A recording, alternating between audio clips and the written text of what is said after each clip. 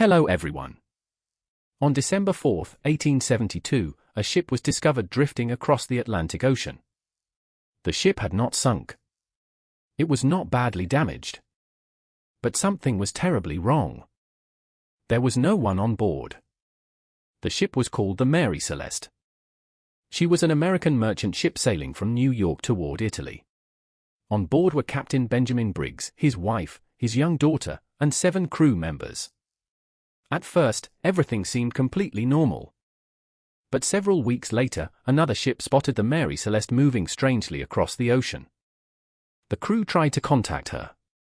There was no response. So they sent men aboard. What they discovered would become one of the greatest mysteries in maritime history. The Mary Celeste was still seaworthy. Food and water were still on board. The cargo was mostly untouched. Personal belongings were still inside the cabins. But the captain was gone. His wife was gone. His little daughter was gone. And every member of the crew had disappeared. There were no bodies. No obvious signs of a struggle.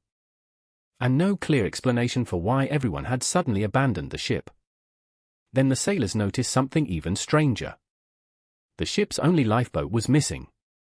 Why would an entire crew leave a perfectly seaworthy ship? One theory suggests that the captain became afraid of an explosion caused by alcohol barrels stored in the cargo hold. Perhaps he believed the ship was in immediate danger and ordered everyone into the lifeboat. Another possibility is that rough weather or a sudden problem caused the crew to abandon the ship temporarily. But if they really left voluntarily, one question remains. Why did nobody ever return? Perhaps the lifeboat was separated from the Mary Celeste by a powerful storm. Perhaps enormous waves destroyed it. Or perhaps the crew simply became lost in the middle of the Atlantic.